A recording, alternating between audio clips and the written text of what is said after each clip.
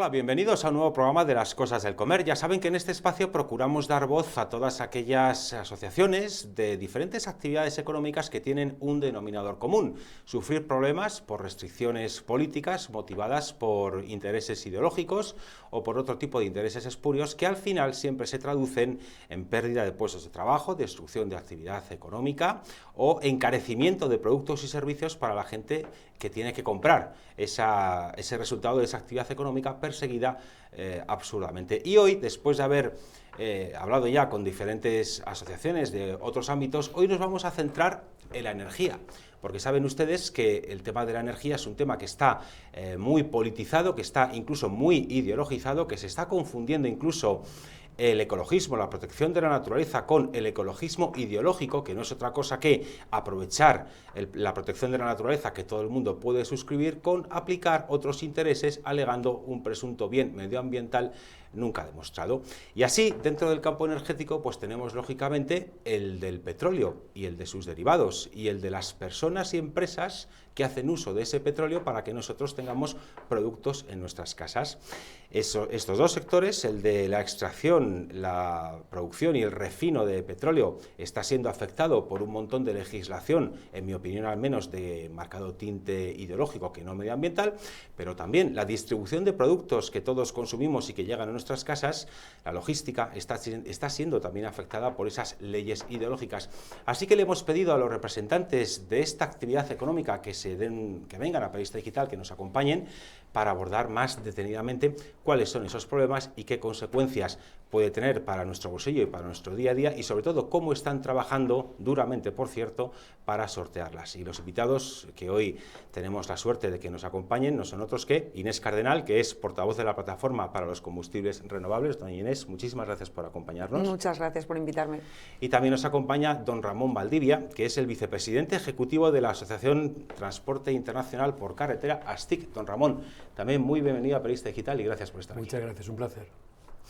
Bueno, pues hecho esta pequeña introducción de esta entrevista a estilo de las cerezas, como aquel programa famoso que hacía doña Julia Otero en Televisión Española, si no me falla la memoria, que era entrevistar por pares. Bueno, pues hoy vamos a replicar un poco ese modelo. Y la primera pregunta que le quiero trasladar en este caso a doña Inés Cardenal es, puesto que España tiene, si no me falla la memoria, y no doy mal dato, y si así nuestra experta me corrige, tiene más de 10 refinerías en Europa, ¿no? ¿O 10, 12, 14? En España hay 9 refinerías. Una está más centrada en asfaltos, por tanto 8 plantas industriales que fabrican combustibles y sobre todo también muy importante hay 31 biorefinerías, ¿no? Porque bueno, hoy, como decías, vengo en representación de la Plataforma para los Combustibles Renovables y bueno, pues tenemos 8 refinerías que fabrican combustibles renovables y convencionales y 31 biorefinerías, sí. Y también en el sector del transporte, pues resulta que, claro, que España produce una serie de artículos, fundamentalmente, y que exporta a la Unión Europea, y que esa producción tiene que enviarse por camión, ¿no? ¿Qué porcentaje de lo que vendemos a Europa se está transportando por camión, don Ramón? Sí, eso es muy variable en función de cómo lo cuantifiques. Si lo cuantifica usted en toneladas, si lo cuantifica usted en valor de las mercancías, en número de viajes, pero para dar una respuesta a la pregunta, productos que tienen fecha de caducidad o que son muy importantes que lleguen a tiempo, el 95% de lo que exportamos a Europa va por camión. Si miramos todas las mercancías, incluyendo materias primas pesadas, como pueden ser pues, cementos y otro tipo de elementos, y el source shipping, que llaman el transporte marítimo de corta distancia, tiene mucho peso, pero la carretera sigue teniendo un 40% de peso. Así que la industria química, la industria textil, todo el sector agropecuario, pesquero, etcétera, dependen fundamentalmente de un vector que ha hecho bien su trabajo. En lo que va de siglo, las exportaciones españolas no han parado de crecer. 2/3 de nuestro comercio exterior es con la Unión Europea y, como estoy diciendo, en muchas materias el 95% va por camión. Así que dificultar el transporte por carretera, de camiones pesados de larga distancia, en lo que España es una potencia, es la segunda potencia europea en transporte internacional por carretera, eso es dificultar precisamente las exportaciones españolas, y este programa destinado a proteger a los que trabajan, pues los que trabajan en España y consiguen que sus productos sean aceptados por los consumidores del norte y del centro de Europa, tienen en el vector de la carretera, del transporte por carretera, un elemento coadyuvante importantísimo, que no debe fallar, porque una vez que le fallas al cliente, mira para otro sitio y busca en otro lugar. Doña Inés, hablando de esas personas que trabajan, que decía don Ramón, en todas las refinerías que tenemos en España, ¿cuánto empleo directo, indirecto y asociado pueden estar generando ahora mismo? Pues 200.000 empleos en lo que es la industria del refino y 4.000 en la industria del biorrefino, y en los dos casos con un gran potencial de crecimiento, pues si apostamos de una manera decidida por esta oportunidad que si quieres podemos desarrollar. La desarrollaremos, pero de momento ya hemos sabido, o ya vamos sacando datos en claro, que 204.000 personas, si no lo he entendido mal, trabajan en total en lo que es el refino de petróleo tradicional, pero también en lo que es la producción de los nuevos combustibles o combustibles renovables. Exacto. ¿No? Con lo cual podríamos decir que son 204.000 familias que dependen de esta actividad económica, ¿no? Sí. Pues otra cosa que también dificulta muchísimo el trabajo a las personas son los impuestos. Y también lo que le quería preguntar a don Ramón es ¿qué carga fiscal soporta el combustible que tienen que abonar los transportistas? Porque es una de los temas que sale sobre la mesa cada vez que el gobierno amenaza con subir el diésel, como por cierto he leído recientemente que parece ser que en 2026 va a intentar retomar su vieja aspiración de subir el combustible, el gasóleo. Y no sé eso qué afectación tendría el gasóleo profesional, don Ramón. Sí, es un tema efectivamente recurrente, es un compromiso del Estado español con la Unión Europea para recibir los famosos fondos Next Generation, es decir, que tiene que cumplir. Y lo han intentado varias veces. Bueno, ellos llaman igualar la carga impositiva de ambos combustibles, la gasolina y el gasoil, ¿no? Igualar se puede hacer bajando la gasolina hasta el impuesto del diésel, pero sí, ya entendemos todos que lo que intentan eso. No lo han podido realizar porque no tienen la suficiente mayoría parlamentaria y por tanto no sale. Y en esta ocasión pues me temo que aunque lo vayan a intentar va a pasar lo mismo, porque no hay una mayoría parlamentaria que permita ese incremento. Respondiendo concretamente a la pregunta que me hacía, la carga impositiva que está establecida de la energía y de los combustibles en particular a nivel europeo tiene unos mínimos, ¿no? Son 330 euros por cada 1.000 litros, una vez descontados algunas subvenciones que hay. Un transportista profesional recibe, bajo petición, una devolución que se llama de gasóleo profesional, que ha mencionado. Gasóleo profesional, que son unos 49 céntimos por litro, perdón, unos 4,9 céntimos por litro, con un límite máximo de 50.000 litros por camión al año. Por tanto, aunque aumenten los impuestos del diésel para el transporte profesional pesado, de más de 7.500 kilos, de camiones ya pues pesados, no supondrá ningún incremento, porque el gasóleo profesional nos devolverá todo el exceso impositivo que tengamos sobre el mínimo comunitario. Lo que no podemos hacer en ningún Estado comunitario, salvo petición expresa, y así se ha hecho, por ejemplo, en Francia para un combustible alternativo como es el bioetanol, es reducir la carga impositiva por debajo de lo que marca Europa como mínimo. De lo que cobre cada Estado, además, sí tiene la opción de devolverle a los profesionales todo o una parte de lo que cobre de más. En España nos devuelven todo el exceso y por tanto el transporte profesional tiene esa subvención que se llama gasóleo profesional. César, si me permite, sí, yo creo que esto es muy interesante, el tema de la fiscalidad, porque lo que defendemos desde la plataforma para los combustibles renovables es una fiscalidad diferenciada para estos productos, ¿no? Hay una parte de los combustibles que repostamos todos los días en las estaciones de servicio en España. En 2025 fue del 11,5% y en 2026 se acaba de aprobar recientemente que sea del 14%, esa parte es renovable, y nosotros desde la plataforma lo que defendemos es que la parte renovable debería estar bonificada fiscalmente, ¿no? Igual que se promueven fiscalmente otras alternativas energéticas, pues por su sostenibilidad, pues creemos que estos combustibles renovables, que reducen un 83% de emisiones de CO2 respecto a los convencionales que sustituyen en el año 2024, según datos de Miteco, pues deberían estar bonificados fiscalmente, ¿no? Porque esa es la señal que el consumidor tendría para repostar productos cada vez más sostenibles. Pero siguiendo con la fiscalidad y con los impuestos, yo entiendo que si tenemos todas esas refinerías en España que están importando petróleo y lo están refinando y que mucho de ese petróleo se exporta, eso genera unos impuestos, ¿no? ¿Cuántos impuestos están abonando al Estado las refinerías que hay en España? Bueno, pues el año 2024 más de 43.000 millones de euros el sector del refino, efectivamente. Y el sector de la carretera, en impuesto especial de hidrocarburos, inyecta en el Tesoro Público más de 10.000 millones cada año. Cuando nos dicen que hay que pagar por usar las carreteras, parece que se olvidan de que ya se paga esa enorme cantidad de dinero. Tiene usted toda la razón, pero no solamente por los salvajes impuestos al combustible que pagan tanto los conductores profesionales como los particulares. Es que por impuesto de matriculación de IVA, si no me falla la memoria, son 6.000 millones de euros lo que recauda el Estado, por impuesto de matriculación otros 4.000, por el impuesto de circulación municipal se está recaudando del orden de 2.200 millones de euros todos los años, porque a fin de cuentas en España tenemos 27 millones de conductores del tipo de vehículo que sea, que son los que están moviendo esas máquinas y son los que están generando, ¿no? Yo en muchas ocasiones, siguiendo en este caso el manual, el informe anual que hace ANFAC, la Asociación Nacional de Fabricantes de Automóviles y Camiones, según la contabilidad que hace esta asociación, que agrupa a las automovilísticas fundamentalmente, pues claro, los conductores y el sector automóvil están satisfaciendo del orden de 40.000 millones de euros en impuestos todos los años, ¿no? O sea que cuando nos dicen que no hay dinero para mantenimiento de carreteras, pues, sí, pero bueno, los presupuestos generales del Estado en mantenimiento de carreteras apenas se destinan 1.500, 2.000 millones para mantener la red, ¿no? Y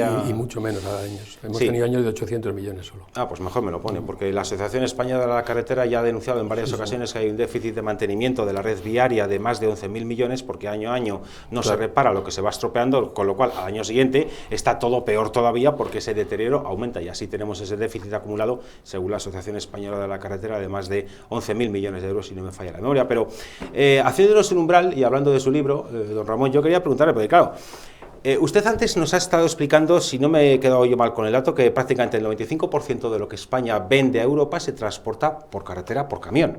De las mercancías que tienen, por ejemplo, que son perecederas o que tienen plazo de entrega, cuando se necesita asegurar la suficiente flexibilidad y puntualidad, entonces se utiliza la carretera. Fundamentalmente, el tren tiene una cuota residual y el barco, como decía, era para otro tipo de mercancías, como puede ser el cemento, por ejemplo, ¿no? Y además muchos barcos de los que cruzan entre España e Italia con mercancía, lo que llevan son camiones dentro. Con la mercancía para luego volver. O sea que sí, efectivamente, si estamos pensando, por ejemplo, en una gran industria exportadora española, que es la agropecuaria o la agrícola, todas esas mercancías, que muchas de ellas van bajo temperatura controlada, esas van todas en camión. No hay manera de asegurar que las fresas que salen de Huelva y tienen que estar en Hamburgo en menos de 72 horas, van a llegar de otra manera que no sea por carretera. De Huelva a Hamburgo en 72 horas. Desde que cortan la fresa hasta que la tiene el señor alemán en su frigorífico, pasan 72 horas. Tienen que pasar 72 horas para recorrer no menos de 1.500, 2.000 kilómetros, ¿no?, de distancia. Es meritorio. Van con doble tripulación, se van relevando y así, porque claro, cada hora que llega tarde, la fresa vale menos. Claro. Entonces, ese tipo de mercancías, por ejemplo, pues... Y estando así las cosas y siendo vital, por tanto, el transporte por carretera de todo lo que producimos en España, no sé si ustedes han hecho alguna vez algún tipo de estudio de coste de oportunidad en su asociación de cuánto más mejoraría la competitividad española si se rebajase la fiscalidad del combustible que usan nuestros transportistas para hacer llegar, entre otras cosas, esas fresas a Hamburgo que decía usted. Bueno, pues aquí la verdad que España está en ventaja. Nosotros tenemos el gasóleo, si no el más barato en carga impositiva, el segundo más barato de Europa en carga impositiva. Quiero decir que efectivamente muchos transportistas de otros países cercanos, de Portugal y de Francia, cruzan a España a repostar, porque aquí el combustible tiene menos carga impositiva del que puede sufrir en Holanda, en Francia, en Italia, etc. O sea que sí tenemos esa ventaja. Y además, como decía antes, tenemos el gasóleo profesional, una figura que está recogida en la legislación europea, pero que no todos los países aplican porque es voluntario del Estado. Por ejemplo, el Estado holandés no aplica esa medida y aquí sí la aplicamos. Y por tanto, eso es un vector, eso es una ayuda para que el vector este que digo de las exportaciones, que es el transporte por carretera, pues pueda seguir siendo competitivo y eficiente. Antes lo he mencionado de paso, pero te quiero repetir, nosotros representamos en Astia grandes empresas de transporte internacional, de larga distancia, pesado, camiones pesados de larga distancia, y en ese ámbito del transporte internacional europeo, España es el segundo pabellón europeo, detrás de Polonia, por delante de países como Alemania, que nos duplican en población, y nos triplican en PIB. Quiero decir que el sector español de transporte por carretera está siendo muy competitivo. Pues hemos visto que, lógicamente, el combustible que se refina en España se usa para algo, entre otras cosas, para que los profesionales de la actividad de la asociación que representa a don Ramón, pues puedan hacer su trabajo, pero claro, es que si España importa petróleo, lo refina y después lo exporta, deduzco que esas exportaciones de combustible, es decir, ya de petróleo refinado, tienen un valor, ¿no? Y contribuyen positivamente a la balanza comercial española, ¿no? Sí, desde 2012 España tiene un saldo neto exportador de productos petrolíferos, pero sobre todo lo que tenemos ahora es una oportunidad muy grande para ser líderes en Europa en la producción de combustibles renovables. Hablábamos del sistema de refino, es el más flexible y competitivo de la Unión Europea, eso mucha gente no lo sabe, pero fruto de un proceso inversor muy intensivo en unos años, pues como digo, tenemos el sistema de refino más flexible y competitivo que ya ha iniciado la transformación para convertir estos centros industriales en hubs multienergéticos y fundamentalmente sustituir el petróleo como materia prima para fabricar combustibles renovables. Pero además tenemos un sistema de biorefino asentado a lo largo de todo el territorio nacional, 31 plantas. Y también otra cosa bastante desconocida es que España es el tercer país de la Unión Europea con más disponibilidad de materia prima para la producción de combustibles renovables. Los combustibles renovables son básicamente combustibles, como decíamos, producidos con materias primas alternativas al petróleo, y aquí entran muchísimas. Estamos hablando de residuos agrícolas, forestales, de materias primas sostenibles, agrícolas también, estamos hablando de residuos urbanos, y todos estos residuos y materias primas agrícolas sostenibles pues se transforman en productos compatibles con el parque actual. Y como digo, España es el tercer país en mayor disponibilidad de estas materias primas. Por tanto, la oportunidad para la España rural es enorme para dinamizar las economías rurales valorizando estas materias primas sostenibles. Y también algo muy importante en la Europa de hoy en día, que es reducir nuestra dependencia energética del exterior, aumentar la autonomía estratégica de España, porque utilizando todas estas materias primas autóctonas y sostenibles, pues estamos reduciendo las exportaciones y por tanto aumentando nuestra independencia energética. Por tanto, una oportunidad enorme, desarrollar, apostar de verdad por estos combustibles renovables como una alternativa más en el proceso de reducción de emisiones para alcanzar la neutralidad climática, con la que las 31 asociaciones de la plataforma estamos absolutamente comprometidos, también nos gusta dejarlo claro. Pero pensamos que hay distintas vías para alcanzar esta neutralidad climática, ¿no? No una sola que ha fijado fundamentalmente Europa, que es la electrificación. Pensamos que hay otras y que tienen que competir en igualdad de condiciones. Y ahora que cita usted estos combustibles, doña Inés, no me resisto a preguntarle, porque, en fin, igual es porque yo estoy en esa casuística, a lo mejor otros espectadores que nos ven no, pero teniendo en cuenta que el parque automovilístico español tiene un envejecimiento medio de 14 años, si no me falla la memoria. 14,5 ya. 14,5, sí. Eso es, 14,5 ya para 15. ¿Estos combustibles nuevos, estos combustibles renovables, son usables por coches antiguos como el mío, por ejemplo, que es un diésel del año 2009? Pues mira, nos gusta decir que los combustibles renovables no son el futuro, que son el presente. Y la realidad, como decíamos antes, es que ya una parte de lo que repostamos todos es combustible renovable, por tanto, completamente compatible con su vehículo. Pero no solo eso, sino que España tiene la red de combustibles 100% renovables más extensa de Europa. Hay 1.500 estaciones de servicio que distribuyen combustible 100% renovable, fabricado a partir de estas materias primas sostenibles de las que hablábamos. Y este combustible 100% renovable es absolutamente compatible con el parque actual. Es la principal ventaja, que yo creo que Ramón podrá explicar también cómo el sector del transporte de mercancías puede aprovechar esta oportunidad. La principal ventaja de los combustibles renovables respecto a otras alternativas energéticas para la descarbonización es que son compatibles con el parque actual, pero también con toda la logística y la distribución actuales. Por tanto, pueden empezar a reducir emisiones desde ya. Como decíamos, en el año 2024, según los datos oficiales de MITECO, un 83% de reducción de emisiones respecto al combustible sustituido.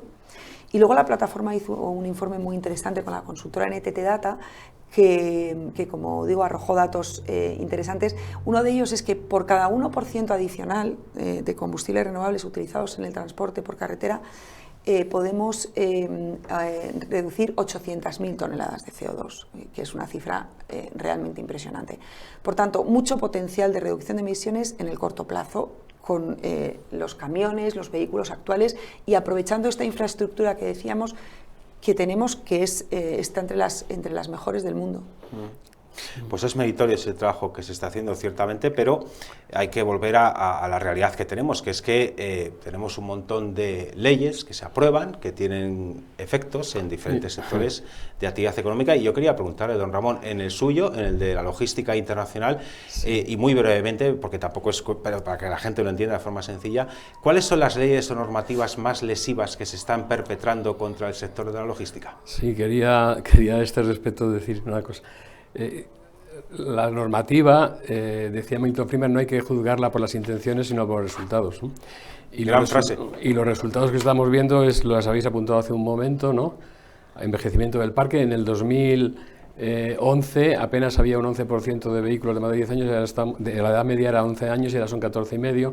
El 60 y tantos % de los vehículos que circulan por España tiene más de 10 años, cuando apenas era un 40 en aquella época. Es decir, que el resultado de toda esta legislación, el resultado es que se está envejeciendo el parque y está siendo contrario a lo que supuestamente se persigue: aumentar la seguridad vial, reducir el impacto ambiental, reducir las emisiones de CO2. Hay muchísimas. Desde que se anunció el Green New Deal en Bruselas por parte de von der Leyen, ha sido una catarata legislativa que no cesa. Llevamos 3 años continuos de nuevas normativas, todas enfocadas a lo mismo. Incluso ahora mismo se está discutiendo en Europa pesos y dimensiones de los vehículos, pero no porque se hagan más eficientes, no porque sean más rentables, no para que se hagan más seguros, para que emitan menos CO2. Es la única directriz que tienen.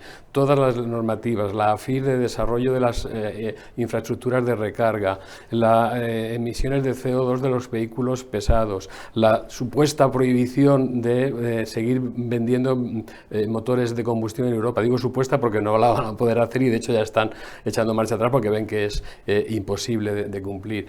Hay muchísima normativa a nivel internacional, toda derivada de ese Green New Deal, y también a nivel nacional y local, ¿no? Estamos hablando de, por ejemplo, la ley española de zonas de bajas emisiones, que permite hacer todo tipo de ensayos con zonas urbanas donde se nos va a impedir a lo mejor entrar con un motor de combustión. En definitiva, es la falta de fe en la sociedad civil, la falta de creencia de que sabremos elegir bien las mejores soluciones, y creer que el BOE puede anular incluso la ley universal de la gravedad.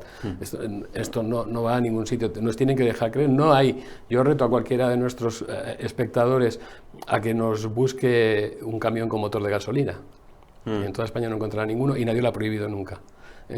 Sabemos lo que necesitamos, y en este caso somos entusiastas de la plataforma de los combustibles renovables porque nos da una oportunidad que no tenemos en otras características. No tenemos camiones pesados de larga distancia que puedan hacer el trabajo que necesitamos para dar servicio a la sociedad si no tenemos un motor de combustión dentro. A eso quería ir yo, porque no lo ha dicho así, salvo en esta última parte de su intervención, pero le estaba entendiendo que una de las ventajas de los combustibles renovables es que permitiría seguir usando la actual flota compuesta por camiones diésel, sin tener que pasarse a los llamados camiones eléctricos, que tienen los hándicaps de autonomía, de tiempos de recarga que tienen tan elevados. Y de puntos, que no existen los puntos de recarga. Y que no existen. Un camión pesado necesita un punto de recarga de alta potencia. Estamos hablando de 1 megavatio. Una de las industrias, quizá la industria más grande de toda la provincia de Madrid, que es precisamente un fabricante de camiones, tiene una cometida de potencia de 4 megavatios. Es decir, 4 camiones recargando ya tienen la misma potencia de consumo que la industria más grande de toda la provincia de Madrid. Es decir, que esos puntos no existen, no están. Bueno, y además, ni se sabe dónde van a estar ni cuándo van a estar. Pero es que además, efectivamente, como ha señalado, la falta de autonomía de esos vehículos, la falta de carga útil, porque tienen 3.000 kilos más de tara, todo esto nos impide el utilizarlos. Que habrá segmentos donde los podamos utilizar y segmentos donde no, pero para el transporte pesado de larga distancia, de media y larga distancia, hoy mismo hoy no tenemos alternativa. Y la pena es que en este uso de los combustibles renovables, que algunas empresas grandes afiliadas a ASTIC están ya utilizando de forma masiva, se ponen de acuerdo el fabricante del combustible, del biocombustible o del combustible renovable, con el transportista y con su cliente, porque tienen que pagar más por cada kilómetro de recorrido. Todos se aprietan para poder hacer que esos camiones, cientos de kilómetros y miles de kilómetros al año, se hagan con combustible HVO, por ejemplo, ¿no? Todos se aprietan, menos Hacienda. Es decir, nos cobran lo mismo por un litro de combustible producido en España con materia renovable y neutro en CO2 que por un litro de combustible traído del Golfo Pérsico.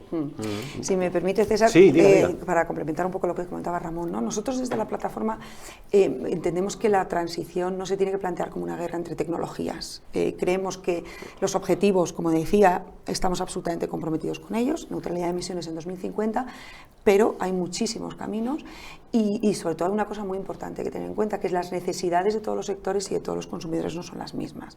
En el caso del transporte por carretera de mercancías es clarísimo, pero si nos vamos al consumidor privado, pues no es lo mismo vivir en el centro de una gran ciudad que a lo mejor pues vivir en la España rural y tener que hacer muchos kilómetros.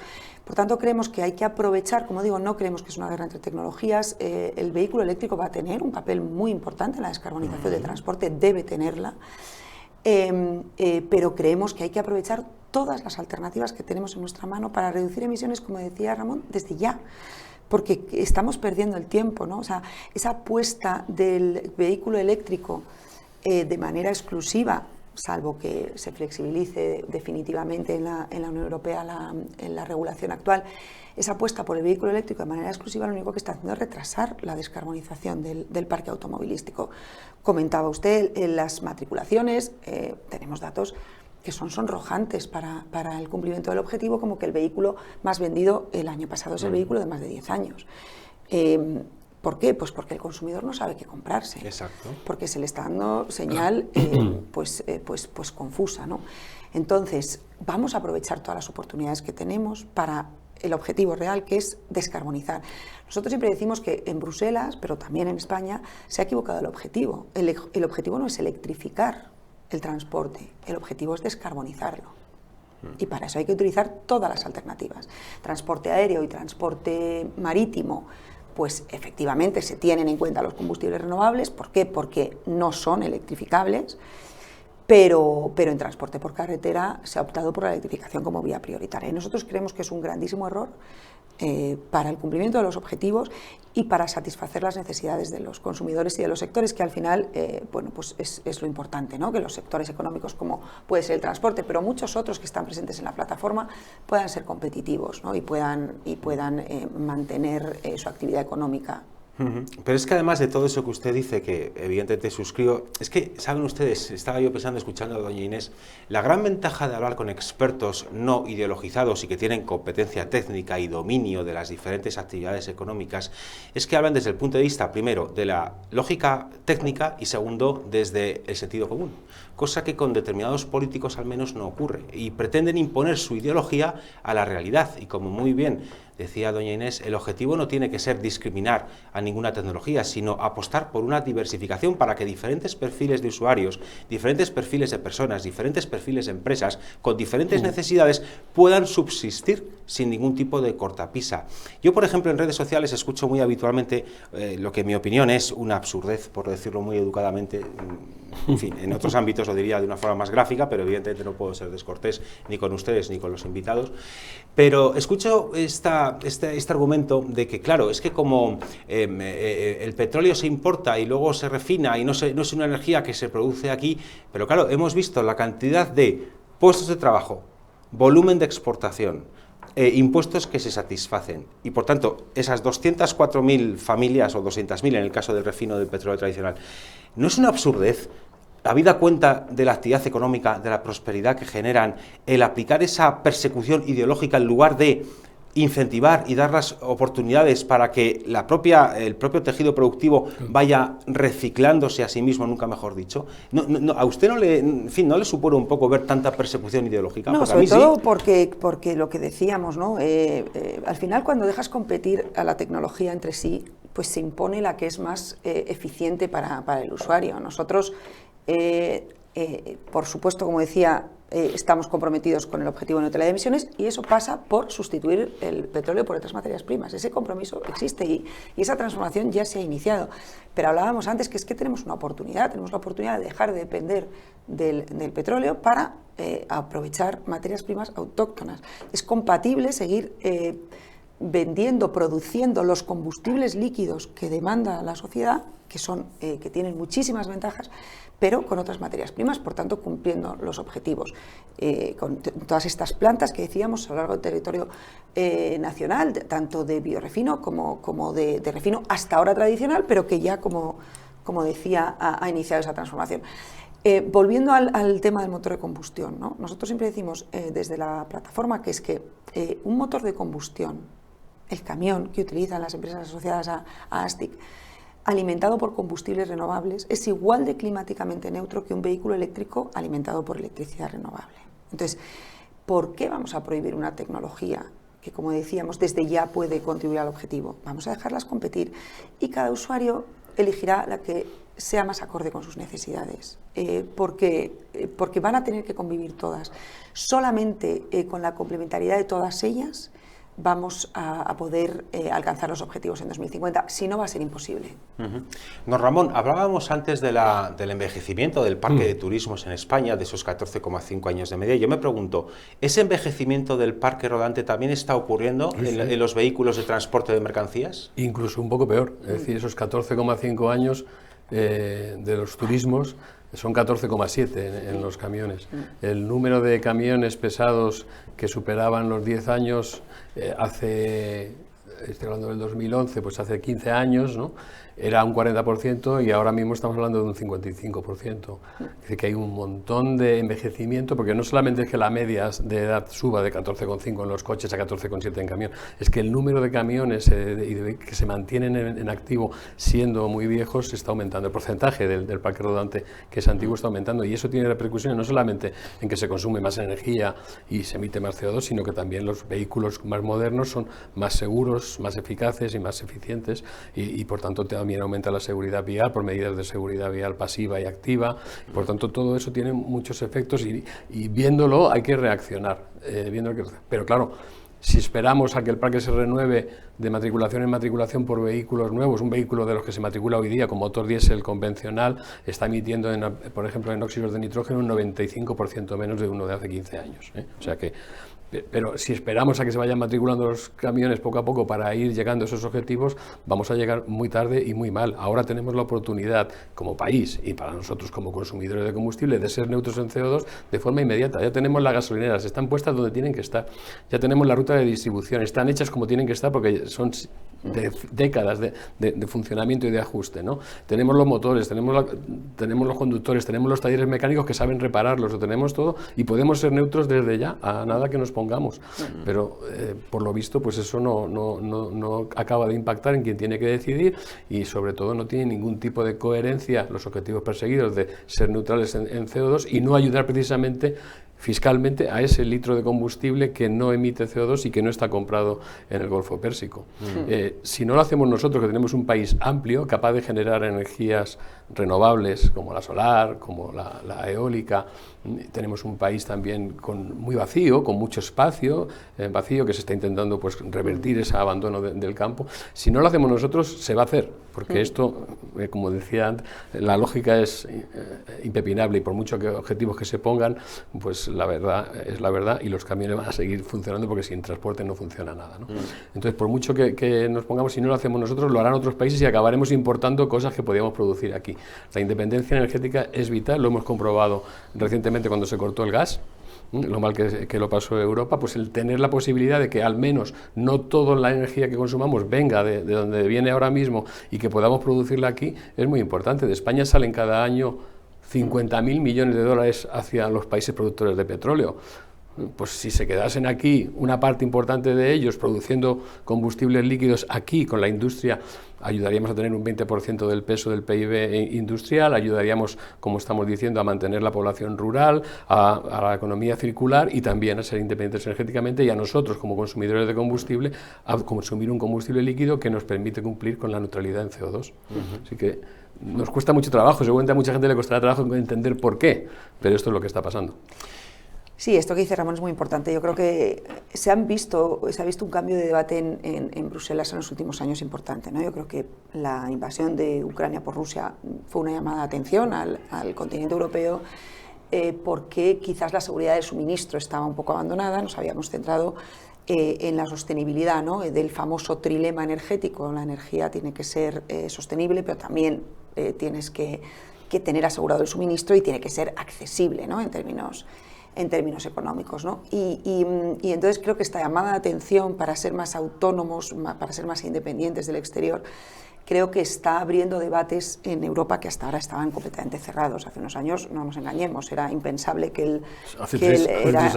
era impensable que el objetivo de prohibir el motor de combustión en 2035 se flexibilizase. Y bueno, yo creo que Europa se ha dado cuenta de que, bueno, pues de que efectivamente tenemos una oportunidad como continente para impulsar industrias que ya tenemos aquí, ¿no? y que hay que aprovechar. Pero como decía Ramón, el momento es ahora. El momento es ahora, porque las inversiones que hay que hacer en el sector, si hablamos de los productores de combustibles renovables, en el sector del refino y del biorrefino, las inversiones que hay que hacer para satisfacer la demanda, porque el objetivo es que en 2050 cada litro de combustible sea neutro en emisiones de CO2. Las inversiones que hay que hacer son inmensas. Y en muchos casos son plantas industriales grandes con periodos de puesta en marcha de la planta largos. Por tanto, la decisión es ahora. Y si no, los acabaremos importando. Claro, porque yo me figuro que transformar una refinería que está diseñada y que está trabajando en refinar petróleo convencional, transformar una infraestructura productiva de semejante envergadura, con semejante complejidad técnica, con semejante extensión. Yo a veces he pasado por algunas refinerías y veo la extensión enorme que tienen, ¿no? No tiene que ser nada fácil técnicamente y, por cierto, no tiene que ser nada barato. Más o menos, ¿cuánto podría costar una refinería como la de Algeciras, que yo he pasado varias veces por ahí, transformarla? En los últimos años, la inversión media que está haciendo el sector del refino en España es de 2.000 euros al año, pero es que están anunciadas inversiones de 16.000 millones de euros hasta 2030. 2030 es pasado mañana, ya estamos en 2026. Por tanto, estamos hablando de inversiones muy importantes, porque bueno, son grandes plantas industriales y son procesos complejos y son grandes inversiones. Y como decíamos, también el biorrefino tiene un gran potencial de expandirse en España. Por eso decimos que es una oportunidad y por eso decimos que la Comisión Europea, Europa, porque no se va a depender de la Comisión, la propuesta de la Comisión está sobre la mesa, en el Parlamento y el Consejo también, los que tengan que participar en el proceso, pues tiene que dar los pasos ya. Tiene que dar los pasos ya para que esas inversiones se queden en Europa. Y encima en España todavía con más oportunidad, como decíamos, porque tenemos el sistema de refino más flexible y competitivo de la Unión Europea y un sistema de biorrefino con un grandísimo potencial de crecimiento. Por tanto, hay que aprovechar esa oportunidad. Desde luego, sería una lástima no aprovecharla. Me gustaría también abordar con don Ramón uno de los problemas del sector de la logística internacional, que no está relacionado directamente con la energía, con el combustible, pero sí con una circunstancia vital que se está dando, que es que, si no tengo yo mal entendido los datos, la media de edad de los conductores profesionales en el transporte internacional de mercancías está en torno a los 54 años y que parece ser que es muy difícil encontrar un relevo generacional. ¿Por qué ocurre esto? Así es, sí. Entre las empresas que componen ASTI, que hemos hecho recientemente un sondeo sin valor estadístico general, porque hay 400.000 conductores en España, pero y por debajo de 45 años solo 1 de cada 4 conductores es español. Y la falta de vocaciones hace pues que el relevo generacional no se vaya produciendo a lo largo de una serie de años, y por eso la media de edad ahora mismo aumenta un año cada año prácticamente, porque no está entrando desde hace mucho tiempo gente con menor edad. Y tenemos un problema como país. Antes he mencionado la importancia del sector exportador español.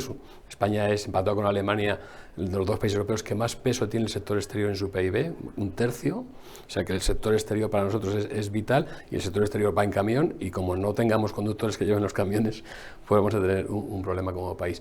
Las causas son múltiples, no es un tema español solo, faltan nuevos conductores, faltan vocaciones, digamos, de conductores jóvenes en todos los países occidentales, en Japón también, en Estados Unidos, en Canadá, en Italia, en Alemania, en Holanda, en todos los sitios. Aquí nos choca más porque somos un país que prácticamente lidera, ahora empatados con Finlandia, pero hemos estado liderando sistemáticamente la tasa de paro juvenil de la OCDE, no liderando, doblando la media. Es decir, que tenemos un paro juvenil enorme en España, y de los que están empleados, pues muchos están subempleados, y sin embargo no encontramos jóvenes que quieran subirse a un camión y hacer esta profesión. Digo que las razones pueden ser múltiples. Una de ellas, desde luego, es la dificultad de conciliación entre la vida familiar y la vida laboral que existe en esta profesión. Para que el camión llegue desde Huelva hasta Hamburgo, pues tiene que ir un señor que vaya desde Huelva hasta Hamburgo montado en el camión, y tiene que descansar por el camino y estar muchos días fuera de casa. Y esa es una barrera muy importante para las nuevas generaciones, que tienen una escala de valores que prioriza fundamentalmente pues eso, el estar con la familia, el estar con los amigos, el tiempo libre. Esta profesión no lo permite, porque tienes que estar viajando con el camión. Y además, durante muchos años no se ha hecho la inversión necesaria en absoluto para que estas personas realicen sus descansos, que son además regulados por normativa europea, en lugares seguros y confortables. Tienen que aparcar todos los días en la Unión Europea faltan 100.000 plazas de aparcamiento. No digo seguras y confortables, simplemente plazas de aparcamiento para camiones. Tienen que aparcar pues, en polígonos industriales, en una estación de servicio donde les pille. Y precisamente la inseguridad en esos descansos es la primera causa de abandono de las mujeres de esta profesión, y la tercera entre los hombres. Se sufren asaltos, se pasa miedo, aparte de las inclemencias del tiempo, ¿no? Del frío, del calor, etcétera, aparte del malestar, de la falta de medios. Todo esto no se ha hecho, y por tanto se ha creado todo un rechazo que en España es muy fuerte entre los que ya hacen la profesión, que no la están abandonando sinceramente, pero que no recomiendan a sus hijos y que no quieren que sus hijos sean conductores. Así que eso lo tenemos ahí. Hemos dicho en el Ministerio, este no es un problema de las empresas de transporte, no es un problema de la industria del transporte, es un problema nacional. Esto tiene que estar en el Consejo de Ministros, no en el Ministerio de Transportes, porque el sector exportador, la propia hacienda pública, toda la industria, el comercio, el turismo, sin conductores profesionales no va a funcionar. Y por tanto tenemos que atajarlo, porque si no, en 5 años hemos calculado que perderemos 1/3 de la fuerza laboral si no se revierte esta situación de forma radical. Y tengo entendido que el ministro Óscar Puente parece ser que está empeñado en reformar de alguna manera la formación que se requiere para llevar vehículos de grandes dimensiones, ya sea de transporte de mercancías o también de autocares, y que eso también es otra dificultad añadida más a ese relevo generacional. ¿Estoy yo bien informado? ¿O? Sí, bueno, lo podemos ver así. Están intentando en el Ministerio reformar la formación en un sentido positivo, pero se quedan muy cortos. Durante la pandemia, que no se podía la gente reunir en un aula, toda la formación presencial, que es obligatoria entre los conductores profesionales, cada 5 años tienen que reciclarse con 35 horas de formación. Toda esa formación presencial, obviamente por las razones de la pandemia, se cortó, y se permitió que lo hiciésemos de forma online. Pero después eso se cortó. Cuando se acabó la pandemia se cortó la posibilidad de hacerlo online. Hemos estado insistiendo en que se vuelva a tener la oportunidad de formarse online, y el Ministerio está dando pasos en ese sentido, para que podamos hacer algo de formación de forma con nuevas tecnologías de estas que permiten no estar presentes. Se resisten bastante, pero están dando en ese camino. Para nosotros sería vital también, porque con ese sistema podríamos dar formación a personas que están fuera de España y que son las que suplen los huecos que se quedan sin cubrir por los españoles, ¿no? Conductores que pueden estar en Colombia o en cualquier otro país y pueden estar formándose con la formación que va a ser necesaria para poder tener aquí la patente y poder circular sin tener que venir hasta España. Luego estamos en esa reforma, vamos a ver si conseguimos que llegue al máximo posible y nos permitan dar esa formación de forma online.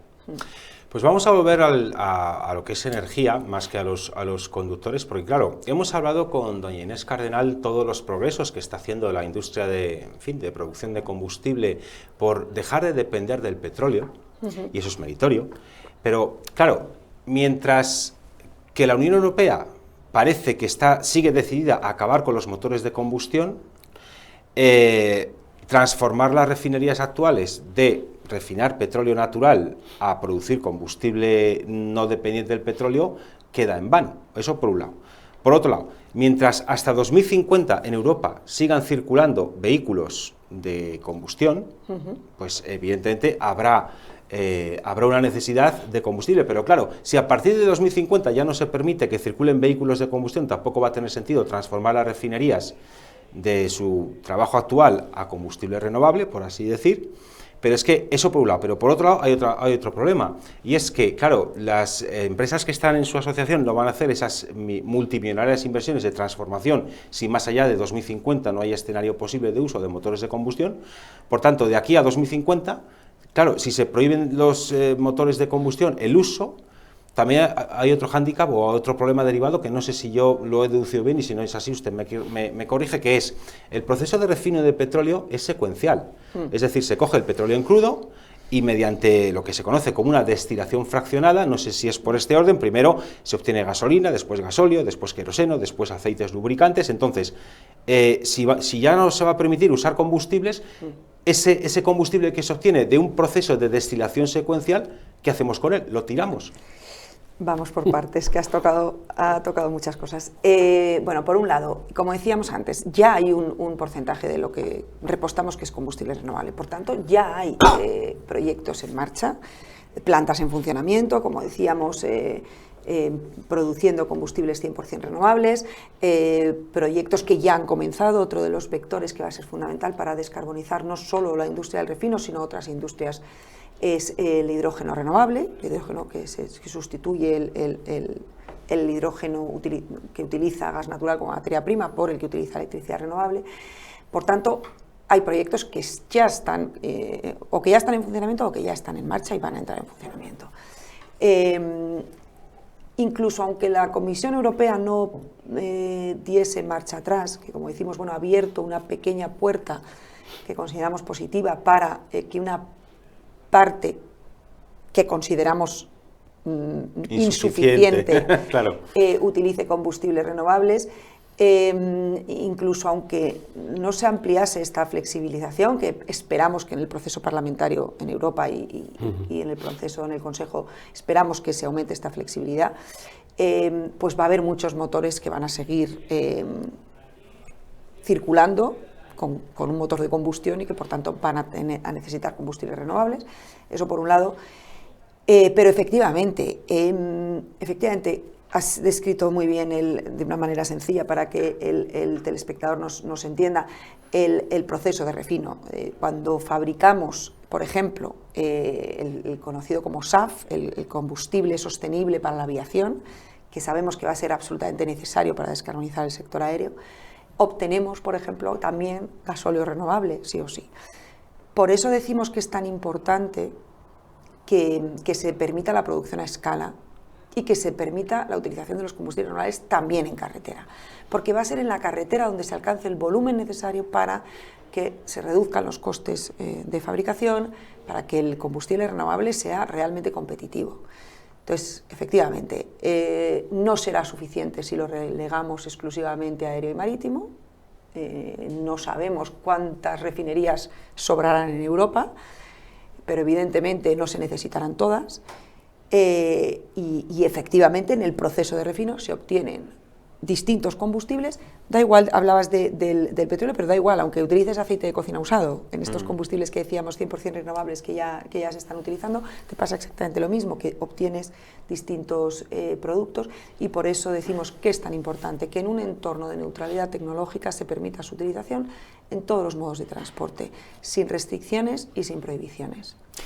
Ahora que ha dicho usted eso, porque claro, no lo sabía, le reconozco mi falta de conocimiento de ese dato, de que el aceite de cocina usado se puede emplear para la producción de combustible renovable. Sí, sí, sí. Sí, sí. Lo cual, otra ventaja de apostar por este tipo de combustibles sería que por fin sabríamos qué hacer con el aceite de oliva tan sano y maravilloso que producimos en España, que usamos para cocinar, pero que cuando tenemos aceite, que cambiamos el aceite de la freidora o que tenemos aceite de tal, nunca sabemos exactamente cómo hacer, con lo cual esa cantidad, no sé si ustedes tienen estudiado o supongo que sí, o tiene usted el dato aquí para poderlo dar, y si no es así le pido disculpas por improvisar la pregunta, pero claro, yo me pregunto, ¿cuánto aceite usado se puede estar generando en España con lo, gracias a Dios, aficionados que somos a usar el maravilloso aceite de oliva que se produce fundamentalmente en Andalucía? No tengo el dato. No tiene dato. Pues pero me sirve, pero me sirve, pero desde luego las compañías que lo utilizan sí tienen el dato, que es lo importante, ¿no? Que los que están utilizando esta materia prima para producir estos combustibles renovables lo conocen perfectamente, pero sí me sirve para incidir en lo que hablábamos antes, ¿no? La multitud de materias primas que se pueden utilizar para fabricar estos combustibles renovables, algunas de ellas que efectivamente hoy están acabando en vertedero o que suponen un problema. Por ejemplo, residuos forestales, que tendrían además el doble beneficio de mantener nuestros bosques en un estado que evite pues, desgracias como las que hemos vivido el pasado verano. Residuos agrícolas que hoy, pues grasas animales, grasas vegetales que hoy acaban en vertedero. Materias primas sostenibles también, que en algún caso se intentan demonizar. Lo explica mucho mejor otros asociados dentro de la plataforma que trabajan más en el ámbito del bioetanol, pero la proteína se puede separar para que por un lado se utilice una parte para alimentación animal y otra parte para fabricación de combustibles renovables.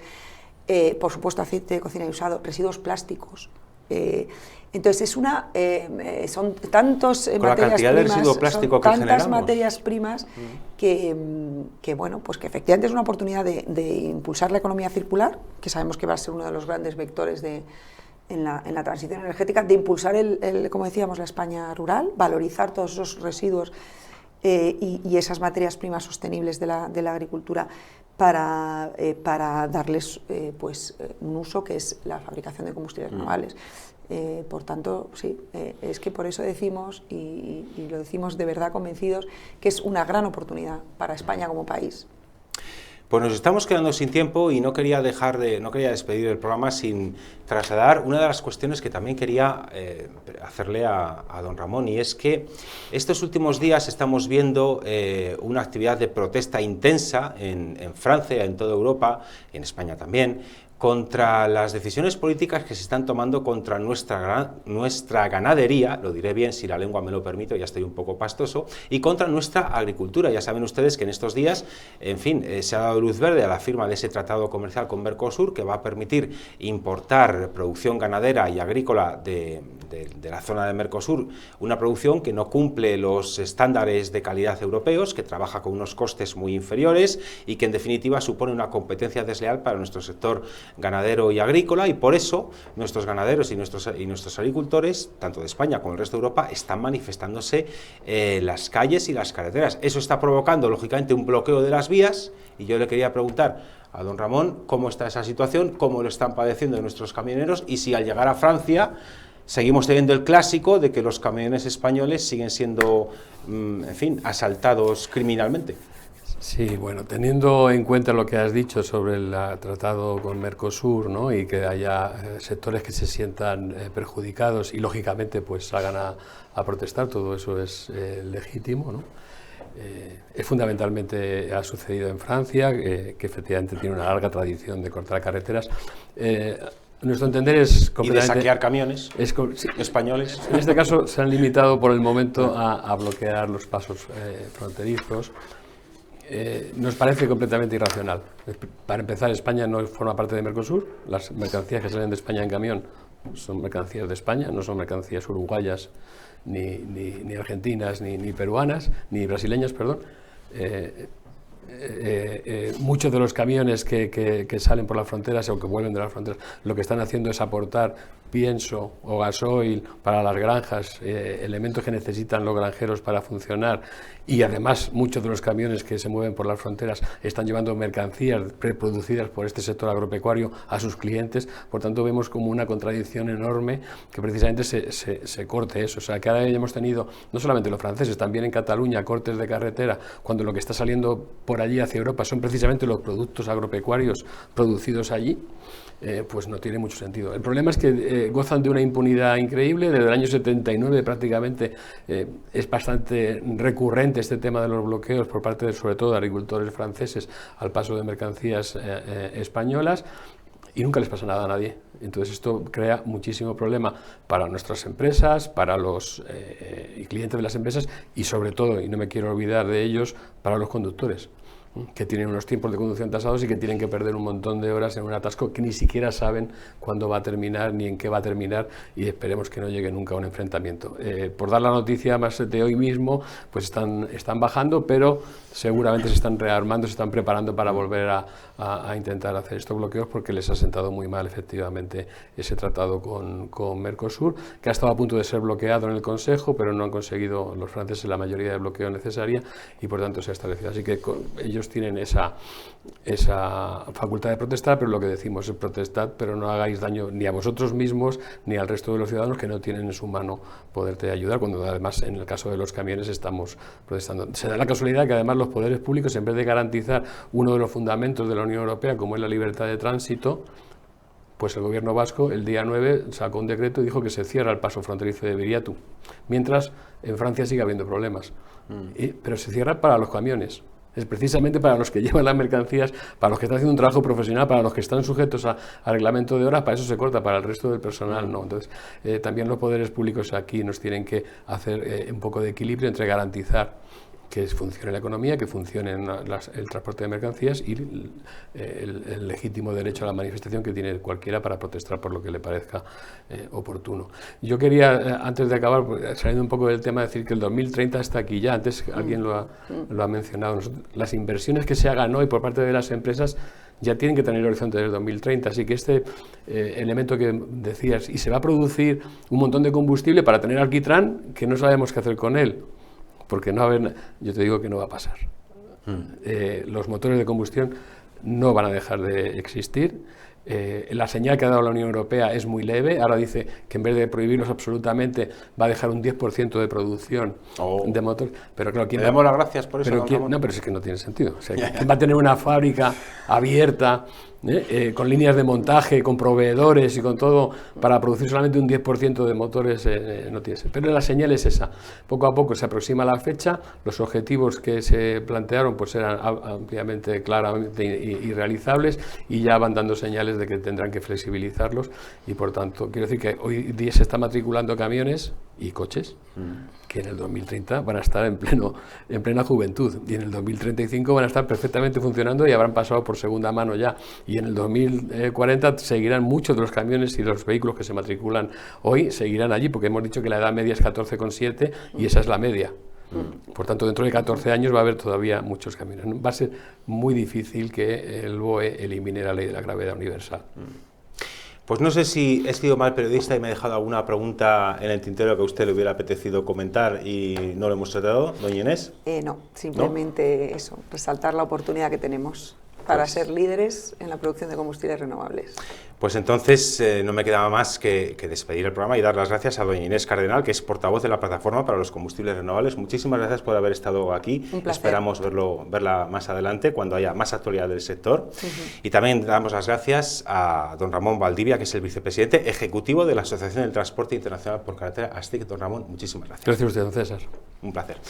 Bueno, pues hemos tratado de acercarles a ustedes dos sectores económicos complementarios y básicos para la economía española, como es la producción de energía para que nuestros vehículos puedan circular, ya sea la petrolífera convencional o la meritoria que se está poniendo en marcha de los combustibles renovables, y también, en fin, toda esa actividad de los profesionales que nos traen los productos que consumimos en casa, porque ambos tipos de actividad económica pues tienen serios problemas originados en buena medida por leyes ideológicas y también por impuestos confiscatorios, como hemos podido abordar. Así que, una vez más, desde aquí denunciamos toda esta situación, pedimos a los poderes públicos que dejen trabajar a la gente, a los profesionales, que no ideologicen, sino que incentiven, apoyen la actividad de los diferentes sectores de la economía, para que, por otra parte, ni se encarezcan los productos, ni se destruyan puestos de trabajo, porque nos va la vida en ello. Doña Inés nos ha recordado, por ejemplo, que en el sector de producción de combustible, ya sea tradicional o renovable, hay nada menos que en España que 204.000 familias que tienen trabajo gracias a esta actividad. Así que todos aquellos que atacan el uso de productos petroleros, ya sean convencionales o renovables, por lo menos por mi parte, no tienen más que mi absoluto desprecio por cuestionar lo que da de comer a tantas familias. Esto es siempre lo que defendemos en Las Cosas del Comer y lo que defendemos en Periodista Digital. Gracias por su atención y hasta una próxima edición.